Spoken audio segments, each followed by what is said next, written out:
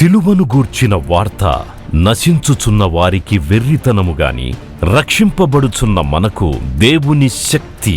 1 కొరింథీ 1:18. United peoples fellowship UPF నిర్వహించు సిలువ ధ్యానములు. 40 రోజులు ఉపవాస ప్రార్థనలు.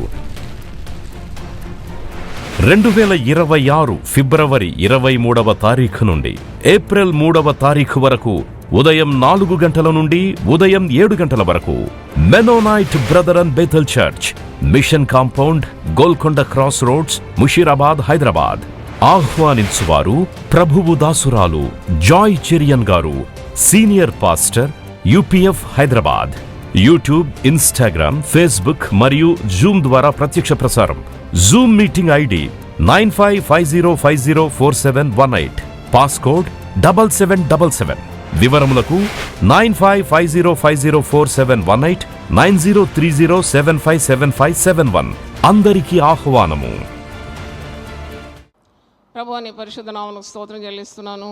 కృపగల దేవా, మీరు మాకు తోడుగా ఉండండి తండ్రి.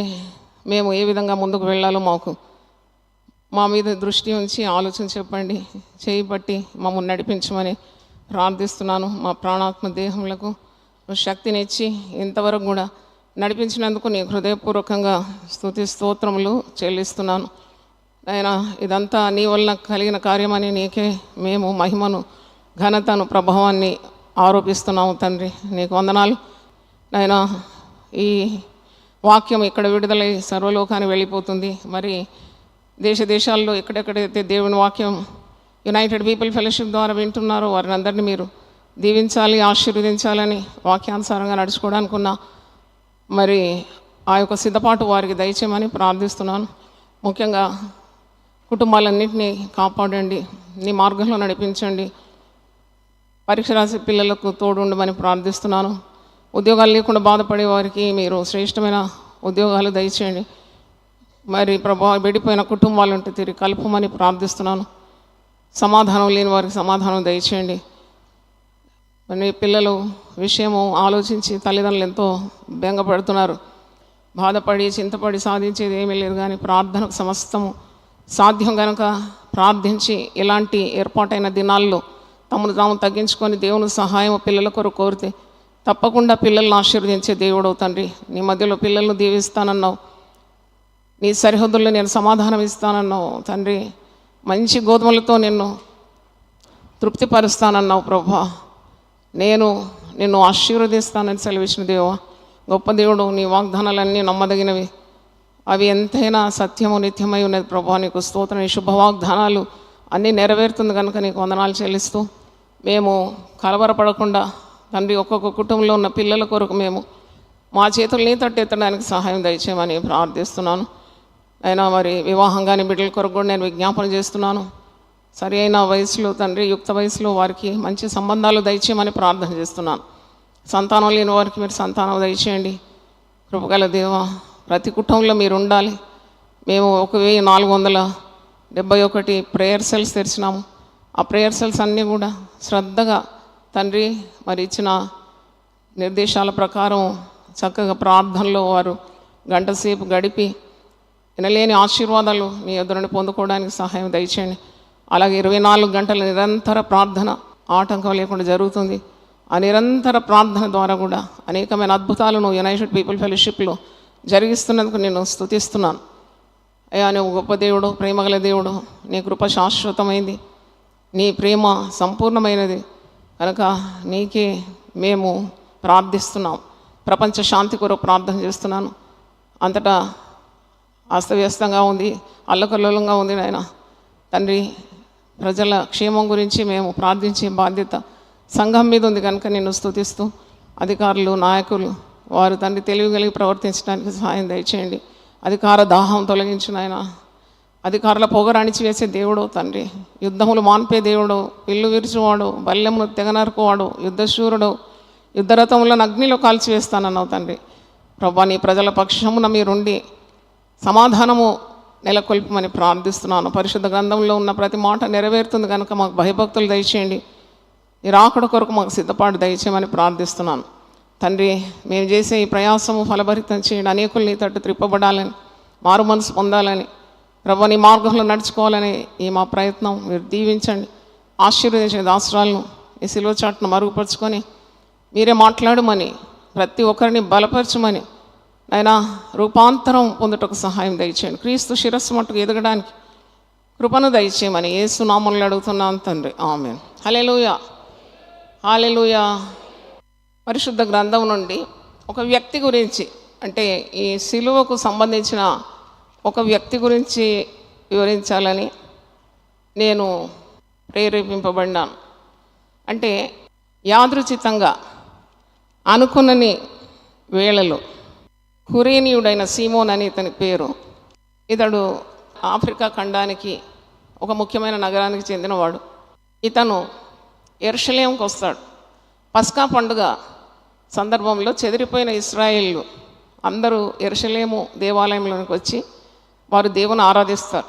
వారికి నమ్మకం ఏంటంటే యెరూషలేము దేవాలయంలో దేవుడు ఉన్నాడని. అందుకే దూరం ప్రయాణం చేస్తూ అందరూ ఒక్క దగ్గర కూడుకుంటారు పండుగ వేళలు. అది పస్కా పండుగ సమయం. యేసు ప్రభువును సిలువను మరి వేసి ప్రాణం తీయడానికి పూనుకున్న ఈ సైనికులు, మతాధిపతులు, అధికారులు అన్యాయపు తీర్పు తీర్చి మరి బరువైన సిలువను యేసు ప్రభు మీద మోపి వారు యెరూషలేము వీధుల గుండా ఈడ్చుకొని వెళ్తున్న సమయంలో ఏమి జరుగుతుందని ఈ కురేనుడైన సీమోన్ వచ్చి అక్కడ నిలబడి వీక్షిస్తూ ఉంటాడు. What is happening, he doesn't know. ఆయనకి ఏమీ తెలియదు. ఏం జరుగుతుంది ఇదంతా, ఇంత జనసమూహం ఉంది, చాలామంది స్త్రీలు రొమ్మగొట్టుకొని ఏడుస్తున్నారు, మరి what is all about, he doesn't know anything. కానీ అక్కడ నిలబడి అమాయకంగా చూస్తున్నాడు. యేసు ప్రభువును చాలా హింసిస్తున్నారు, కొరడా దెబ్బలుతో కొడుతున్నారు. యేసు ప్రభు మీద భుజం మీద సిలువను మోపి మరి ప్రభు తొట్టిల్లుతున్నాడు, పడుతున్నాడు, లేస్తున్నాడు. అంతకుముందే గెత్సెమనే తోటలో ప్రార్థన చేసినాడు రాత్రంతా. తన రక్తము నేలకు మరి చెమట రక్తంగా మారి, అంటే దుఃఖాక్రాంతుడైనాడు, వ్యసనాక్రాంతుడైనాడు, ఆకలి దప్పులతో ఉన్నాడు. తర్వాత మతాధికారుల దగ్గర ఈడ్చుకొని వెళ్ళడం, తాను ప్రేమించిన శిష్యుడు అంటే 12 మందిలో ఒకడు ముద్దు పెట్టి మోసం చేసినాడు. అంటే అన్ని విధాల యేసు నలిగిపోయినాడు. మళ్ళీ రాత్రంతా శ్రమ పడుతున్నాడు, నానా ప్రశ్నలు అడుగుతున్నారు, ముఖం మీద ఉమ్ముతున్నారు, ముఖం మీద బట్ట వేసి పిడిగుద్దులు గుద్దుతి నిన్ను కొట్టిన వారు ఎవరు ప్రవశించమంటున్నారు. పిలాతు నుండి హేరోదు వరకు, హేరోదు నుండి మళ్ళీ తిరిగి పిలాతు వరకు మళ్ళీ గొప్ప సమూహము కేకలు వేస్తున్నారు. యేసును సిలువ వేయుడి అని కేకలు వేస్తున్నారు. మేలు పొందుకున్న వ్యక్తులంతా తిరుగుబాటు చేస్తున్నారు. యేసు ప్రభు ఎవరికి ఏ కీడు చేయలేదు, అన్యాయంగా శ్రమ పొందుతున్నాడు, అన్యాయపు తీర్పు పొందినాడు. ఆయన నోరు తెరవలేదు, ఆయన నోట ఏ కపటము లేదు.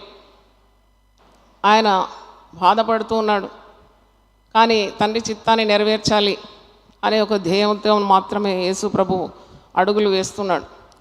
అయితే ఈ సందర్భంలో లూకా సువార్త 23:26 చూడండి. వారు ఆయనను తీసుకొని పోచుండగా పల్లెటూరు నుండి వచ్చున్న కురేనీయుడైన సీమోనను ఒకని పట్టుకొని యేసు వెంట సిలువను మోయుటకు అతని మీద దానిని పెట్టిరి.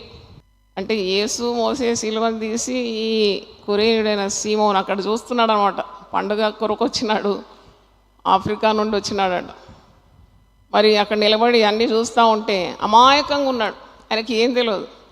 కానీ యేసు ప్రభు తొట్టిల్లుతున్న సమయంలో ఈ బరువైన సిలువ తీసి వాని కురేనీయుడైన సీమోను లాగి ఈ సిలువ అతని మీద భుజం మీద పెట్టి, ఇక యేసును కొట్టినట్టే కొడుతున్నారు అనుకుంటా. ముందుకు పోవాలి కదా, ముందుకు నడవాలి.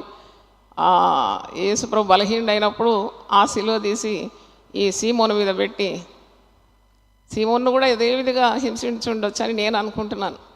అంటే ఈ బలవంతపు సిలువను మోసిన ఇతని పేరు పరిశుద్ధ గ్రంథంలో ఎక్కింది. అంటే compellingly he is bearing the cross. ఆయన ఇష్టంతో కాదు, ఆయనకి ఏమీ తెలియదు, అమాయకంగానే ఉన్నాడు. కానీ he had to bear the cross. అంటే ఈ అనుకోకుండా జరిగిపోయింది ఆయన జీవితంలో ఇది. ఇలాగూ నేను ఈ వాక్యం ధ్యానిస్తున్నప్పుడు మన జీవితంలో కూడా కొన్ని కార్యాలు అనుకోకుండా జరుగుతాయి. We never expect that certain things will happen in our life.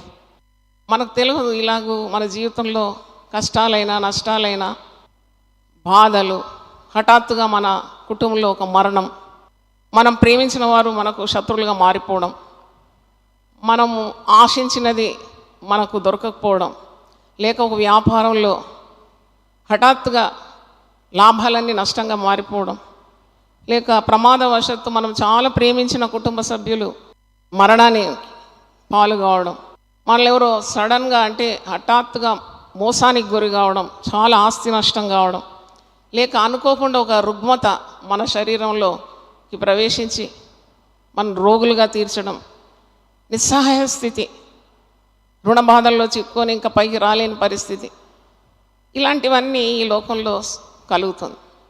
అందుకే యేసుప్రభు ఏమన్నాడంటే యోహాను సువార్త 16:33లో ఈ లోకంలో మీకు సుఖం కలుగుతుంది అనలేదు, ఈ లోకంలో మీకు శ్రమ కలుగుతుంది. అయినను మీరు ధైర్యం తెచ్చుకొనుడి, నేను లోకాన్ని జయించి ఉన్నాను, నేను ఓడిపోలేదు, నేను ఈ లోకంలో ఉండి తండ్రి యొక్క అభిష్టాన్ని నెరవేర్చి సిలువను సహించి ముందు నాకు ఒక ఆనందం ఉన్నదని విశ్వసించి నేను విసుకకుండా, కలవరపడకుండా, కలత చెందకుండా పాపాత్ములు నాకు విరోధంగా చేసిన తిరుగుబాటు అంతయు ఏ విధంగా సహించుకున్నానో అలాంటి సహనము పరిశుద్ధాత్మ ద్వారా మీకు కూడా అనుగ్రహింపబడుతుంది.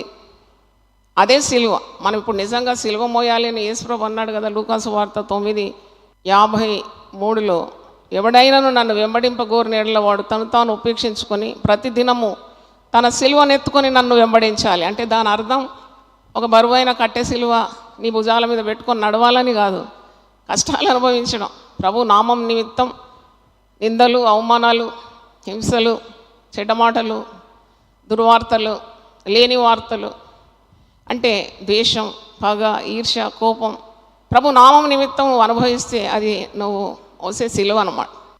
నేను అనుకుంటాను ఒక 6 గంటలు ప్రభు సిలువలో రేలాడినాడు, మోసినాడు సిలువ. మరి మనకైతే జీవితాంతము సిలువ మోయాలి కదా. యేసు ప్రభువు నామంలో నిలబడి మన ఊపిరిన్నంత వరకు ఈ సిలువ మోయాలి. ప్రభు యొక్క మహాశక్తి ద్వారా మనకందరికీ దేవుడు ఆ పరిశుద్ధాత్మ బలాన్ని అనుగ్రహిస్తాడు. నా అనుభవం ద్వారా నేను చెప్తున్నాను. దేవుడు తప్పకుండా సిలువను నీపై మోపితే నీ సిలువే అది నువ్వు అనుకోవద్దు యేసు ప్రభు మోసిన సిలువ నువ్వు మోస్తున్నావని. ప్రతిదినము తన సిలువను మోసుకోవాలంటున్నాడు. నీకు దేవుడు నిశ్చయించిన సిలువ అది నువ్వు మోయగలవు. ఎవరో సిలువ, ఎవరిదో సిలువ నువ్వు మోయలేవు, కానీ నీకు ఇచ్చిన సిలువ నువ్వు మోయగడానికి దేవుడు తగిన శక్తి నీకు అనుగ్రహిస్తాడు. ఒకవేళ నువ్వు అలాంటి ఇబ్బందులకు గురైనా, శ్రమల పాలైనా, అనుకోనని యాదృచ్ఛికంగా కార్యాలు నీ జీవితంలో జరిగిపోయినా, కొన్ని సంఘటనలు నిన్ను కృంగదీసినా భయపడడానికి అవసరం లేదు.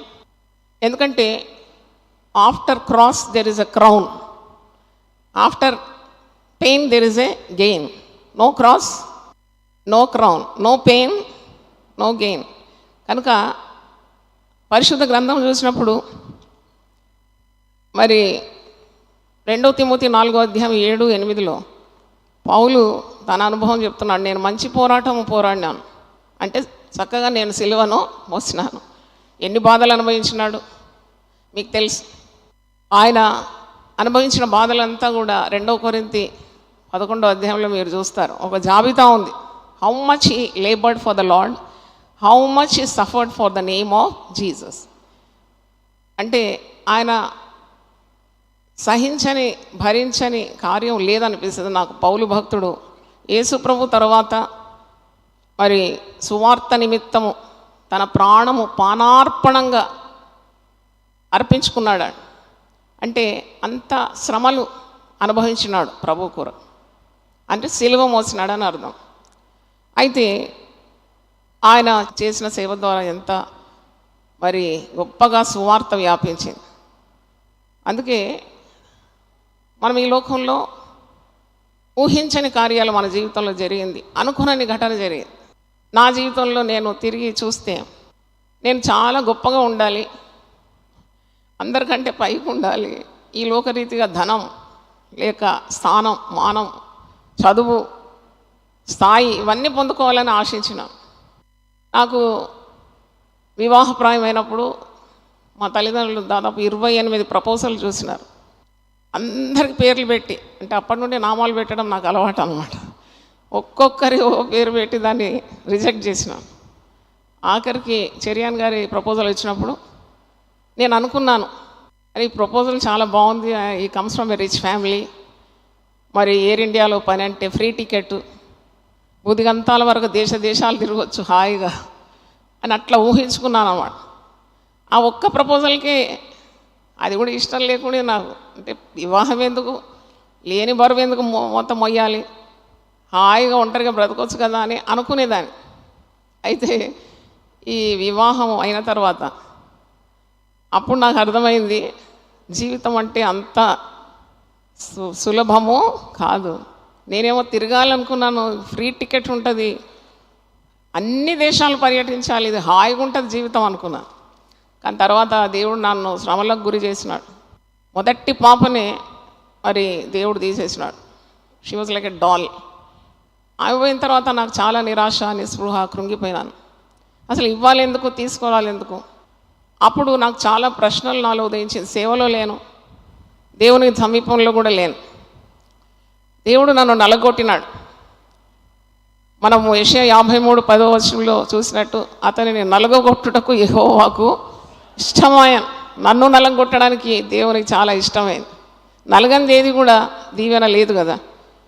అప్పుడు అనుకున్నాను, ఏంటి జీవితం, చనిపోతే బాగుంటుంది, ఒకేసారి జీవితము ముగించుకుంటే అయిపోతుంది కదా, దినదినం ఎందుకు ఇలాగ బాధ అనుభవించాలి, దుఃఖం అనుభవించాలి. ఆ పాపస్ మెమరీస్ నన్ను వెంటాడింది. కానీ దేవుడు శ్రమలో మనకు తోడై ఉంటాడు. దేవునికి స్తోత్రం. శ్రమలో తోడై ఉండే దేవుడు. నేను ఎందుకు ఈ మాట చెప్తున్నానంటే, క్రైస్తవత్వంలో నీకు శ్రమలు, ఇబ్బందులు, మరణం చూడాల్సి వస్తుందేమో, కష్టాలు, దుఃఖము, దెబ్బలు, అవమానం ఇవన్నీ నువ్వు భరించాలి. ఎందుకంటే అనాలోచితంగా అవి నీకు సంభవించదు.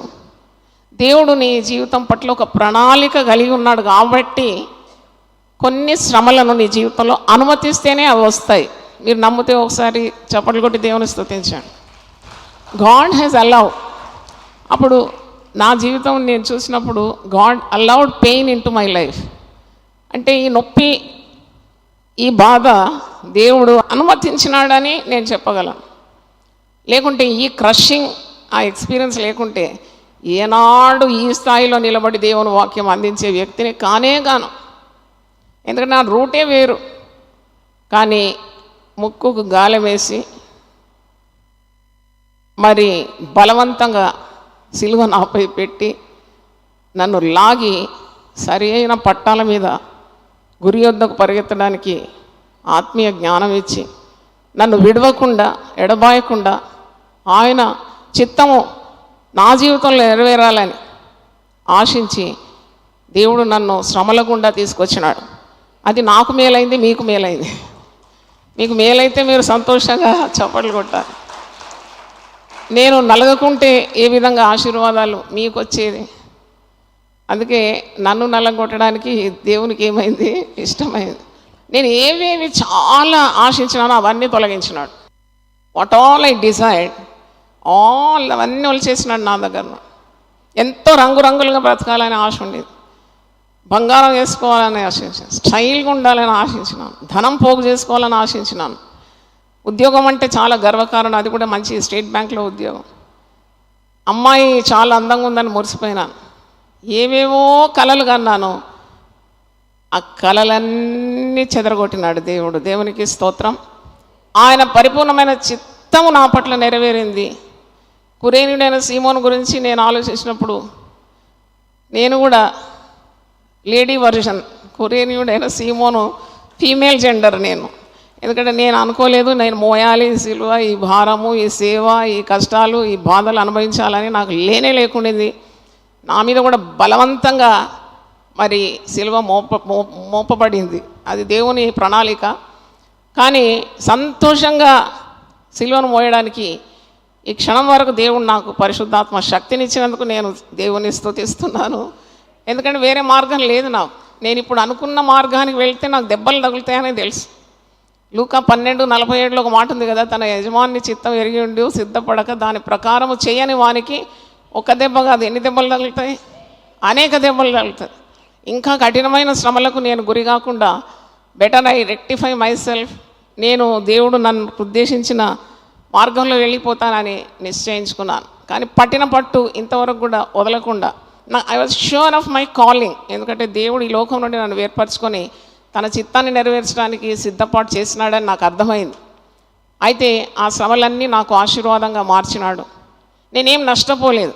దేవుని చిత్తాన్ని నెరవేర్చినందుకు నేనేం నష్టపోలేదు. పైగా దేవుడు నన్ను ఎన్నో రెట్లు ఆశీర్వదించినాడు. దేవునికి స్తోత్రం. అంటే దేవుని కొరకు జీవించడం, దేవుడు నీపై మోపిన సిలువను మోయడం, ఆయన నామం నిమిత్తం మరి నీవు శ్రమలు అనుభవించడం, నిన్ను నీవు తగ్గించుకోవడం, ఎలాగైనా దేవుని ప్రణాళిక ప్రకారం అడుగులేస్తూ ముందు వెళ్ళడం, ఇదంతా దీవెనకరంగా మారిపోతుంది. హల్లెలూయా. ఆయన 5 రొట్టెలు చేతిలో తీసుకొని అలాగే పంచలేదు. ఒకసారి పరిశుద్ధాత్మ నాకు బోధిస్తున్నాడు, ఎవరు మన ఇంటికి వచ్చినా మనం మంచి షేప్లో చపాతీస్, రౌండ్ అన్న, స్క్వేర్ అన్న, ట్రయాంగిల్ అన్న కరెక్ట్ షేప్లో చేసి వారికి మనం ఆతిథ్యం ఇస్తాం కదా. విరిగిపోయిన రొట్టెలు ఇవ్వం, ఆకారం లేని రొట్టెలు ఇవ్వం. అయితే మనం అలా చేస్తాం. కానీ దేవుడైతే 5 రొట్టెలు తన చేతిలో తీసుకొని అలాగే పంచలేదు, ప్రార్థన చేసి దాన్ని ఏం చేసినాడు? రొట్టెలను విరిచినాడు. అంటే విరవబడింది దీవెన లేదు అనే ఒక గొప్ప ఆధ్యాత్మికమైన సత్యాన్ని నేను గ్రహించడానికి దేవుడు కృప చూపినాడు. అయితే యాకోబు 1:12 ఉంది, మరి శోధన సహించువాడు ధన్యుడు, ఏ కిరీటం పొందుకుంటాడని ఉంది అక్కడ. యాకోబు 1:12 శోధన సహించువాడు ధన్యుడు, అతడు శోధనకు నిలిచిన వాడై ప్రభు తన్ను ప్రేమించు వారికి వాగ్దానం చేసిన జీవ కిరీటము పొందును. జీవ కిరీటం, క్రౌన్ ఆఫ్ లైఫ్. అంటే శ్రమలకు దేవుని చిత్త ప్రకారము గురి అయిన వారికి ఒక కిరీటం ఉంది. నానా కిరీటాలు ఉంది, కిరీటాల గురించి ఒక ప్రసంగం చేయొచ్చు అని. ఇక్కడ జీవ కిరీటము శ్రమను అనుభవించిన వారికి, మరి జీవితంలో అనేకమైన ట్రయల్స్, టెంప్టేషన్స్, ట్రబుల్స్ ఇవన్నీ ఎదుర్కొన్న వారికి, జయించిన వారికి దేవుడు జీవ కిరీటం ఇస్తాడు. తర్వాత 2 తిమోతి 4:7-8 పౌలు అంటాడు, నేను మంచి పోరాటం పోరాడినాను. అంటే నా జీవితం అంత సుఖవంతంగా లేకుండిందనే అర్థం కదా. పోరాటం అంటే fight. It was a daily fight for him. మరి ఇంత పోరాడినాను, నేను నా పరుగు కడముట్టించుకున్నాను, మరి నా విశ్వాసం నేను కాపాడుకున్నాను. ఇదిగో నా కొరకు ఏ కిరీటము దాచబడి ఉంది? నీతి కిరీటం. అండి, కష్టాలు అయిన తర్వాత ఒక కిరీటం ఉంది, అంటే ఆనర్, గ్లోరీ, మహిమ. అందుకే స్వల్పకాలము మీకు ఈ జీవితంలో ఎదురయ్యే సమస్యలకు కానీ, బాధలకు కానీ, నొప్పికి కానీ మీరు భయపడే అవసరం లేదు. తర్వాత ఇవన్నీ కూడా మీకు ఆశీర్వాదకరంగా మారిపోతుంది. అంటే ఈ కురేయుడైన సీమోను శ్రమపడినాడు. మరి మోయలేకపోతే కొడతారు కదా, కొరడాతో కొట్టి తిండొచ్చు, దెబ్బలు కూడా, రక్తం కాని ఉండొచ్చు. మోయలేకపోతున్నాడు, ప్రభువే మోయలేక తొట్టిల్తుంటే ఈ బరువైన సిలువ ఇతని మీద పెట్టి ముందుకు నెట్టుకుంటుంది, వెళ్ళాలి కదా. పడిపోతూ ఉంటారు, తొట్టిల్తారు, ఎండ భయంకరం. అయితే ఇలాంటివన్నీ కూడా అన్ఎక్స్పెక్టెడ్ ప్రాబ్లమ్స్. చూడండి, హీ నెవర్ ఎక్స్పెక్టెడ్ దట్. ఆయన తన స్వదేశం నుండి ఇక్కడ పరదేశిగా వచ్చినాడు. ఈ విధానానికి అతనికి అలవాటు లేదు. ఎప్పుడు కనివినని కార్యాలు తన జీవితంలో జరిగిపోతుంది. పండుగ వేళ సంబరంగా బంధువులు అందరూ దూరం నుండి వస్తారు, చక్కగా గడపొచ్చని, సంబరంగా గడపొచ్చని పండుగ కొరకు వచ్చాడు, పస్కా పండుగని ఆచరించుకోవడానికి. Unexpected turn in his life. అనుకోనని మలుపు తన జీవితంలో. ఎప్పుడు ఊహించని కష్టాలు ఎదుర్కొంటున్నాడు. కానీ నాకు అనిపించింది, ఒకవేళ అంత బరువు సిలువ పెట్టి కొడుతున్నారంటే గమ్మున సిలువ ఎత్తేసి పరిగెత్తిపోవచ్చు కదా ఒకవేళ. కానీ సీమోన్ అలా చేయలేదు. ఎవరిని తిట్టినట్టు కొట్టినట్టు సిలువ వదిలేసి పారిపోయినట్టు కూడా లేదు, భరించినాడు మౌనంగా. అందుకొరకు తన కుటుంబం చాలా ఆశీర్వదింపబడిందని నేను గమనించినాను. I just did some small research.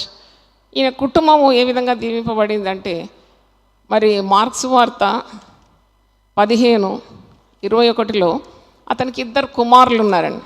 ఈ కుమారుల పేర్లు పరిశుద్ధ గ్రంథంలో. మనము దేవుని సేవ యథార్థంగా చేస్తే మరి నేను చెప్పగలను, ఐ కెన్ టెస్టిఫై, నీ కుటుంబాన్ని దేవుడు అన్యాయం చేయడు. పరిశుద్ధ గ్రంథంలో 37వ కీర్తన 25వ వచనంలో దావీదు అంటాడు, నేను చిన్నవాడనై ఉంటిని, ఇప్పుడు ముసలివాడనైతిని, ఆయనను నీతిమంతులు విడవబడడం కానీ వారి సంతానము భిక్షమెత్తున నేను చూచి ఉండలేదు. అలాగే దేవుని సేవ చేసి సిలువను మోసి ఈ లోకంలో నువ్వు కొన్ని శ్రమలు అనుభవిస్తే నీకు కలిగే గొప్ప ప్రతిఫలం, ఆయన నీ సంతతిని ఆశీర్వదిస్తాడు. దేవునికి స్తోత్రం. సంతతి ఎటుపోతే ఏంటి అని అనుకుంటున్నారా? మీ సంతతిని ఆశీర్వదించడానికి దేవుడు నమ్మదగిన వాడు. God is faithful to bless your seed. అందుకే దేవుని చిత్తాన్ని నెరవేర్చే వ్యక్తి వేరు తప్పకుండా చిగురుస్తుంది.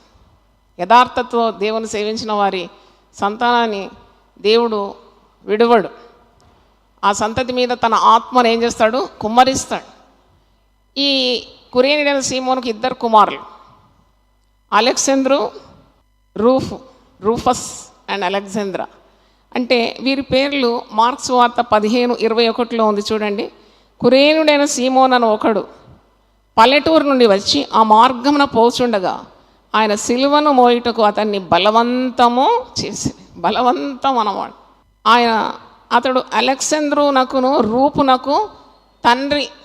అంటే తండ్రి కుమారుల పేరు చేత పిలువబడుతున్నాడు. He's called by his sons name. అంటే ఇద్దరు కూడా తప్పకుండా దేవుని సేవలో పాల్గొంటున్నారా? సంఘంలో ముఖ్యులా మనకు తెలియదు. కానీ సీమోను, కురేనీయుడైన సీమోను గురించి కాదు, కుమారుల కేర్ ఆఫ్లో ఇతని గురించి చెప్తున్నారు. ఈ సీమోను బలవంతంగా సిలువను మోసినాడు. ఇతను అలెగ్జాంద్రుకు రూపునకు తండ్రి. అంటే ఇద్దరు కూడా దైవ భయంలోనే పెరిగినారు. వారు ముఖ్య పాత్ర, దేవుని సంఘంలో పాత్ర మరి వహించే వాళ్ళని, దైవ కార్యాలు చేసేవారని, లేకుంటే వారి తండ్రి సీమోన్ అని చెప్పబడదు కదా. సమాజ మందిరంలో ఉన్న సేవలు చేసినారు. మరి ఎలాగో దేవునికి ప్రీతికరమైనారో మనకు తెలియదు. కానీ 2 కుమారులు కూడా దారి తప్పని వాళ్ళే, మరి దేవుని క్రమంలో ఉండేవారే. పరిశుద్ధ గ్రంథంలో వారి పేరుంది. ఇంకో దగ్గర చూసినప్పుడు రూఫునకు తల్లి అని ఉంది. రోమీలకు రాసిన పత్రిక 16వ అధ్యాయంలో పౌలు భక్తుడు మరి దేవుని సేవలో సహకరించిన వారందరికీ వందనాలు చెప్తున్నాడు. 29 మందికి చెప్పినాడు దాదాపు. దాంట్లో 10 మంది స్త్రీలు ఉన్నారు. స్త్రీలను కూడా ప్రశంసిస్తున్నాడు. ఎందుకంటే పౌలు సేవలో స్త్రీలు ప్రధాన పాత్ర పోషించిన వారు ఉన్నారు. ఆ రోమా పత్రికనే ఒక స్త్రీ తీసుకొని పోయింది. అష్ట కష్టాలు భరిస్తూ రోమా సామ్రాజ్యంలోకి వెళ్ళి అధికారుల చేతిలో క్రైస్తవులను ఉద్దేశించి రాసిన రోమా పత్రిక పౌలు ఒక స్త్రీ చేతికి ఇచ్చి పంపుతున్నాడు. She had to travel by sea. దొంగలు, దుర్మార్గులు, ఎన్ని శిరచ్ఛేదనం కూడా కావచ్చు కదా క్రైస్తవత్వం అంటే, వారు సహించరు. అయినా ధైర్యం వహించి ఒంటరిగా పోయింది ఫీబీ. కొందరు అంటారు పౌలు స్త్రీలను సేవ చేయొద్దన్నాడు.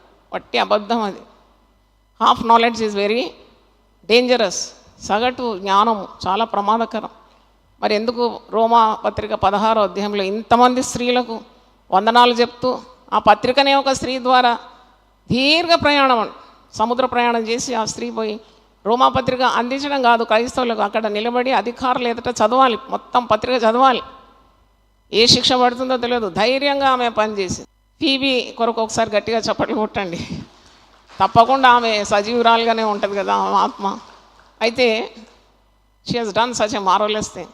అదే అధ్యాయంలో మీరు చూసినప్పుడు కురేనీయుడైన సీమోను భార్య గురించి కూడా 13వ వచనంలో ఉన్నది. చదువుతున్నాను.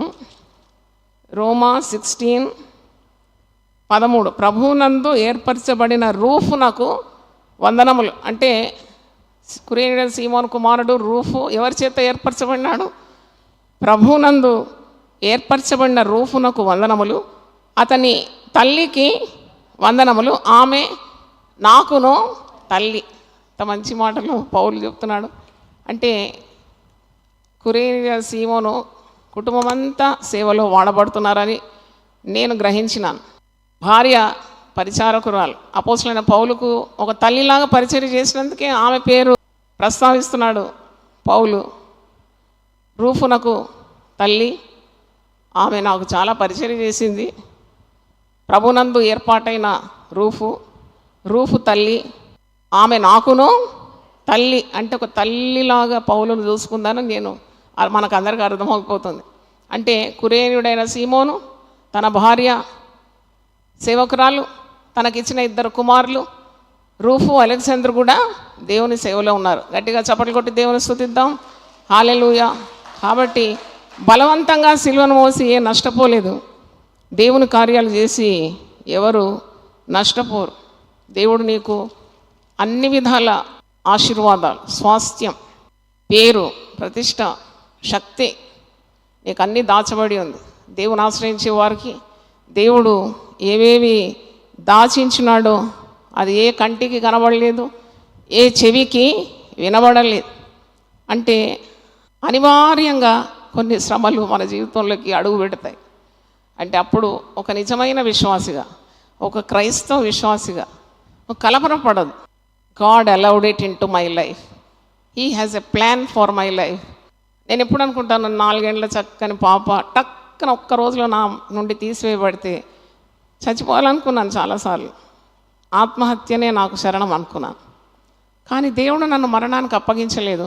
నన్ను ఆ శ్రమ ద్వారా నాకు రూపురేఖలు దిద్దిన నా జీవితాన్ని మార్చేసి ప్రజలకు ప్రయోజనకరంగా నన్ను మలుచుకున్నాడు. నా సాక్ష్యం పేరు సాల్లో ఉంటుంది. చిన్న బుక్కు సిద్ధపాటు చేసినాం.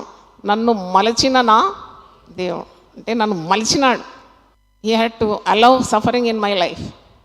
శ్రమ లేకుంటే మనం దుర్బీజులుగా మారిపోతామంట. శ్రమ నుండి దేవుని కట్టడములను మనము నేర్చుకుంటున్నాం. మేలాయను ప్రభు నేను శ్రమ పొందుట నీ కట్టడములను నేర్చుకున్నటకు నాకు అది మేలాయను. శ్రమ కలగక మునుపు నేను త్రోవ విడిచినాను, ఇప్పుడైతే నేను నీ వాక్యమును ప్రేమిస్తున్నాను, నీ కట్టడలను నేర్చుకుంటున్నాను. అంటే భక్తులు ఎప్పుడు శ్రమలకు భయపడరు. చూడండి, అగ్ని మధ్య నడిచినారు, 4వ వ్యక్తిగా వచ్చినాడు. సింహ బోన్లో వేసినాడు భక్తుని, అక్కడ సింహములు ముట్టకుండా కాపాడినాడు. అందుకే యెషయా 43 మొదటి 3 వచనాలు మీరు చదివితే, భయపడకము, పేరు పెట్టి నేను నిన్ను పిలుచుకున్నాను. I love that verse.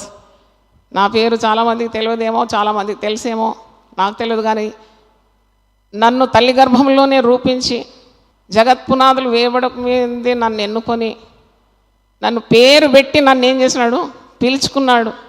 నా జీవితంలో అనేకమైన శ్రమలను అనుమతించిన, అది సంతోషంగా భరించడానికి కృపనిచ్చినాడు, పరిశుద్ధాత్మ సహాయం ఇచ్చినాడు.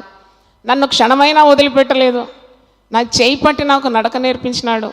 నాతోనే ఉన్నాడు, నాలో ఉన్నాడు, నా చుట్టూ ఉన్నాడు. ఆయన నా ముందు నడుస్తున్నాడు. నన్ను విజయోత్సవంగా నడిపిస్తుంటే అది నాకు చాలదా? మరి శ్రమలు అనుభవించడానికి ఉన్న శక్తిని, ధైర్యాన్ని, స్థైర్యాన్ని, ఆరోగ్యాన్ని కూడా ఇచ్చి, దర్శనాన్ని ఇచ్చి, ఆ దర్శనం నెరవేర్చడానికి ఉన్న కార్యాలన్నీ సమకూర్చి ఇచ్చిన ఆ దేవునికే ఘనత, మహిమ, స్తుతి, స్తోత్రములు కలుగును గాక.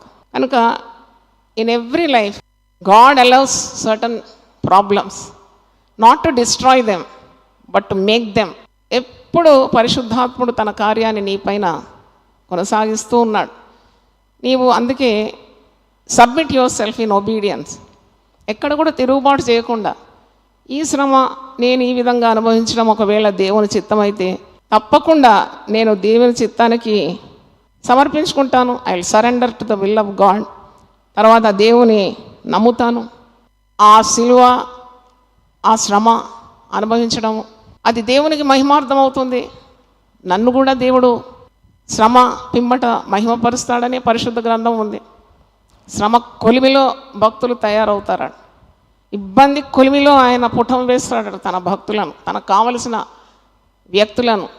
అంత సునాయాసంగా ఒక భక్తుడు, ఒక కాపరి, ఒక సేవకుడు తయారు కాడు. అందుకే నా భక్తులను ముట్టకూడదని ఎందుకుంది? నేను అభిషేకించిన వారిని మీరేం చేయొద్దు, ముట్టకూడదు. రాజులను సైతం నేను గద్దిస్తాను, దేశం మీదకి నేను కరువు తెప్పిస్తానని వాక్యం 105వ కీర్తనలో చాలా స్పష్టంగా ఉంది. ఎందుకంటే they are made that way. శ్రమల కొలిమిలో వారిని దేవుడు సిద్ధం చేస్తాడు.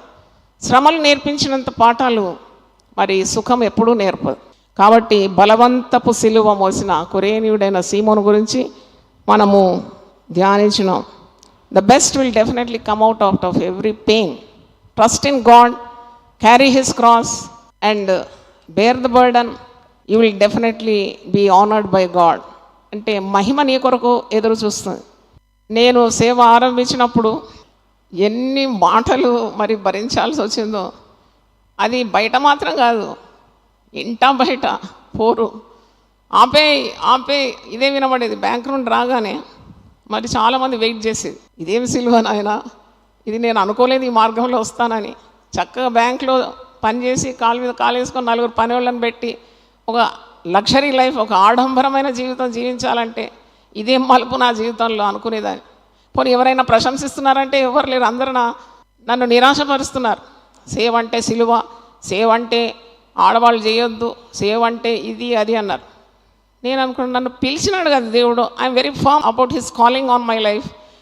మరి నేను ఏమేమి కావాలనుకున్నా అవన్నీ పోగొట్టుకున్నాను ప్రభు నామం నిమిత్తం. నన్ను ఎందుకు వదిలిపెడతాడు, నా కుటుంబాన్ని ఎందుకు వదిలిపెడతాడు? నేను సవాల్గా తీసుకున్నాను. ఎందుకంటే దేవుడు అన్యాయస్తుడు కానేగాడు. అప్పుడు నేను పరిశుద్ధ గ్రంథం వెతికినాను. ఎక్కడ కూడా దేవుడు ఒక స్త్రీని సేవ చేయొద్దని ఆపలేదు. ఎంతమంది స్త్రీలు యేసుప్రభు పాదాల మీద పడినారు. ఒక స్త్రీ వచ్చి అచ్చ జటామాంసి అత్తరు బుడ్డి పగలగొట్టి యేసు తల మీద పోసిందండి. అంటే యేసునే అభిషేకించింది ఒక స్త్రీ. ఈ మనుషులు ఎవరు ఆటంకాలు చెప్పడానికి? క్రీస్తు ప్రేమ నన్ను బలవంతం చేసింది. నేను కుడికి చూడలేదు, ఎడమకు చూడలేదు, గురి వద్దకే పరిగెత్తుకుంటూ వచ్చాను ఈ క్షణం వరకు. దేవుని స్తోత్రం.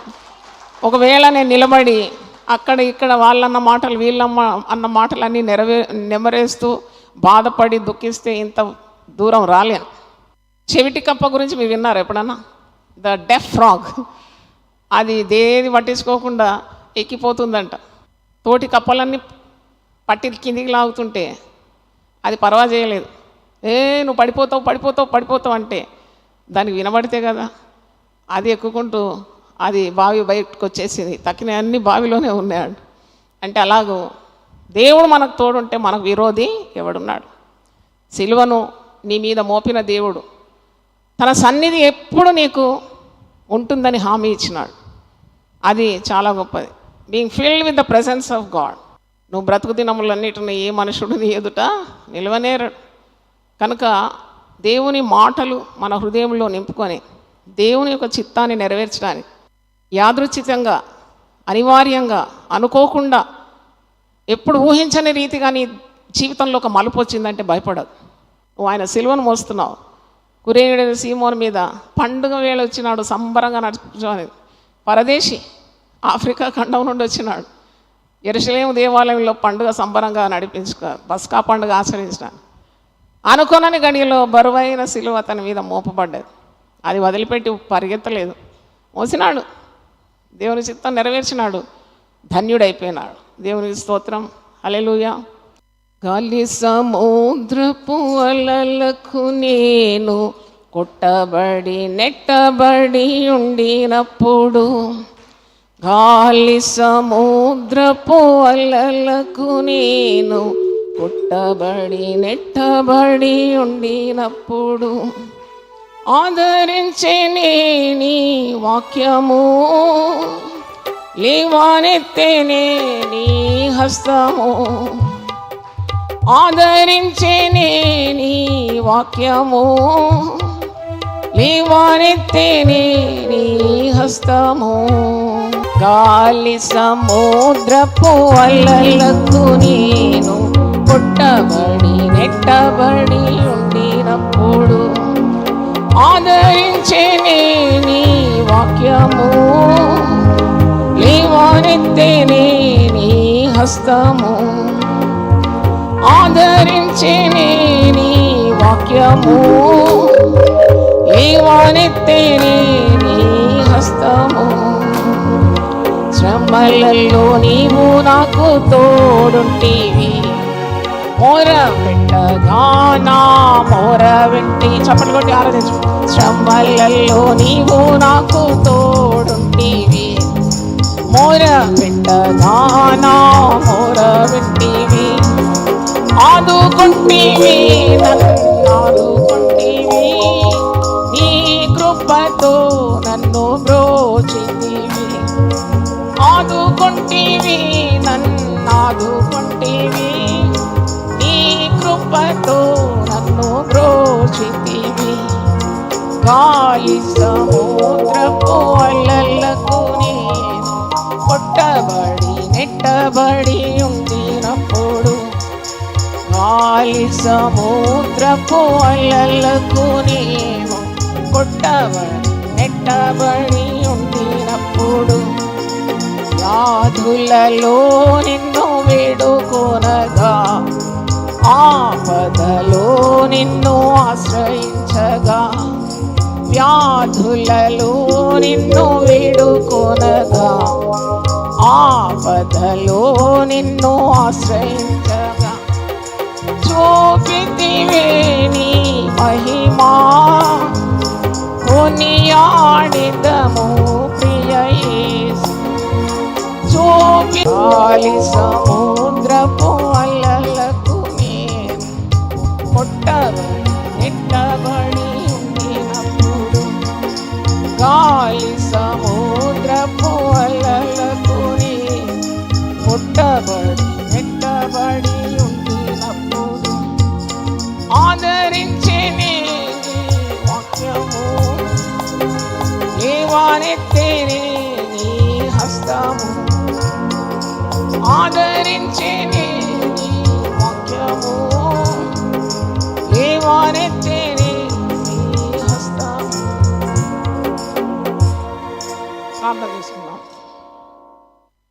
ఎవడైనా నన్ను వెంబడింపగోరిన ఎడల వాడు తను తాను ఉపేక్షించుకొని ప్రతి దినము తన సిలువనెత్తుకొని ముందుకు సాగిపోవాలి. కురేనీయుడైన సీమోను గురించి కొన్ని మాటలు మనం ధ్యానించినాం. తన జీవితంలో అనుకోలేదు సిలువ అతని మీద పడుతుందని, మోపబడుతుందని.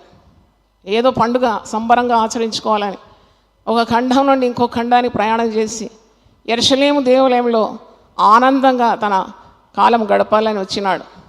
పస్కా పండుగ ఆచరించాలని వచ్చినాడు. ఏనాడు ఊహించలేదు. నిలబడి చూస్తున్నాడు, యేసు ప్రభును లాక్కొని వెళ్తున్నారు, హింసిస్తున్నారు, కొరడా దెబ్బలు కొడుతున్నారు, బరువైన శిలను భుజం మీద మోపి ప్రభు పడుతూ లేస్తూ తొట్టిల్తూ ఉన్నప్పుడు, బలహీనుడైపోయినప్పుడు ఆ బరువైన శిలువను ఎత్తి కురేనుడైన సీమోను మీద మోపినప్పుడు అతను మనసు ఎలా ఉండింది? ఎంత భీతి చెంది ఉండొచ్చు, భయపడి ఉండొచ్చు, వణికిపోయినాడు. ఇది నా వల్ల అవుతుందా? నేను ఈ సిలువ ఇంత భయంకరమైన మరి బరువైన ఈ సిలువ నేను మోయగలుగుతున్నా? మరి అన్ని ప్రశ్నలకు జవాబు కూడా అతనికి దొరకలేదు. అయినా మోపబడిన సిలువను పడుతూ లేస్తూ బరువైన సిలువను లాగుతూ వెళ్ళినాడు. తన వంతు శ్రమను అనుభవించినాడు. కొన్నిసార్లు నీ జీవితంలో ఇలాంటి పరిస్థితులు ఎదురు కావచ్చు. నువ్వు ఎప్పుడు ఊహించలేదు, ఎప్పుడు ఆలోచించలేదు. అనూహ్యమైన కార్యాలు నీ జీవితంలో జరిగిపోతుంటే నువ్వు అనుకోవాలి, ఇది దేవుడు అనుమతించినాడు, అందుకే ఇది నేను మోయవలసి వస్తుంది.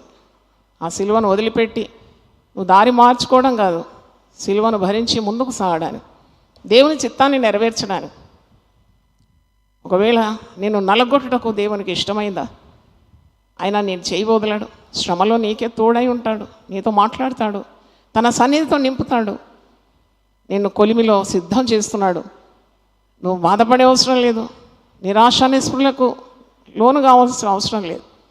దేవుని చిత్తాన్ని నేను నెరవేరుస్తానని సిద్ధ మనసుతో ముందుకు సాగినప్పుడు ఆ మోపబడిన సిలువను భరిస్తూ నీవు చివరి వరకు, అంతిమ శ్వాస వరకు నమ్మకంగా ఉంటే నీకు ఎన్ని కిరీటాలు. శోధన సహించువాడు జీవ కిరీటాన్ని పొందుకుంటాడని. తన జీవితంలో అంతవరకు పోరాడినవాడు నీతి కిరీటాన్ని పొందుకుంటాడని. ఎన్నెన్నో కిరీటాలు పరిశుద్ధ గ్రంథంలో విశ్వాసులకు మరి సిద్ధపరచబడి ఉంది. అయినా ఈ చిన్న జీవితంలో గొప్ప ప్రభువుని నేను కలిగి ఉన్నాను.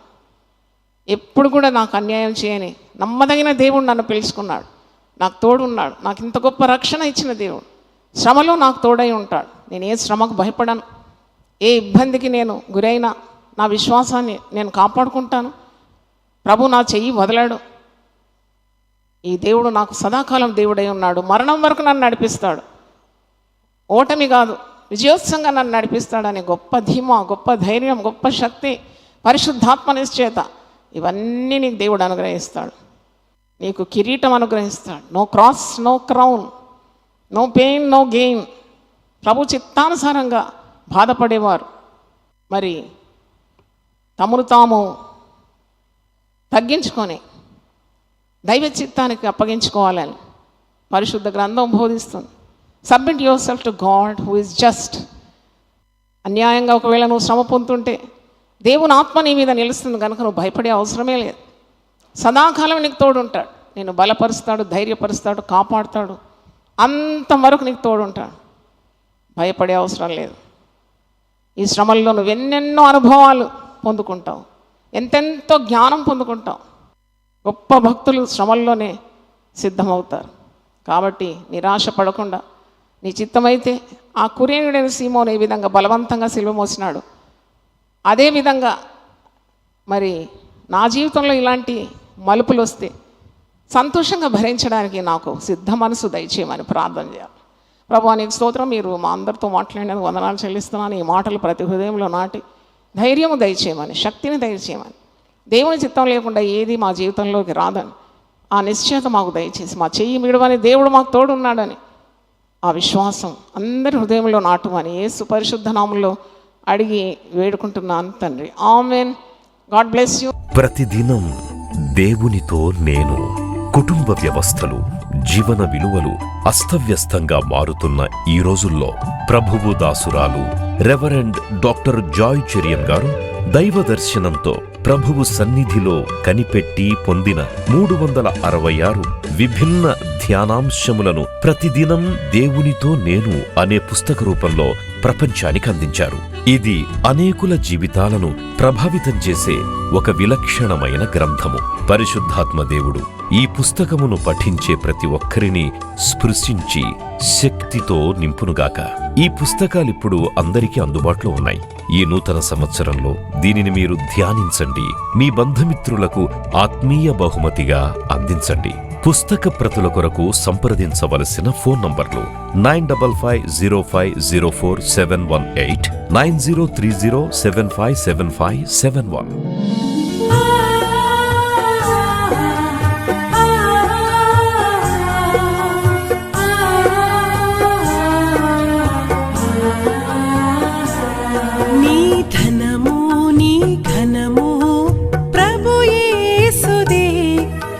దశమా భాగమునీయ వెనుదీతువా. నీ ధనము నీ ఘనము ప్రభు యేసుదే, నీ దశమా భాగమునీయ వెనుదీతువా. ధరలోన ధనధాన్యములనీయగా కరుణించి కాపాడి రక్షింపగా. ధరలోన ధనధాన్యములనీయగా కరుణించి కాపాడి రక్షింపగా. పరలోకనాదుండు నీకీయగా మరి యేసు కొరకీయ వెనుదీతువా. పరలోకనాదుండు నీకీయగా మరి యేసు కొరకీయ వెనుదీతువా. నీ ధనము నీ ఘనము ప్రభు యేసుదే, నీ దశమా భాగమునీయ వెనుదీతువా.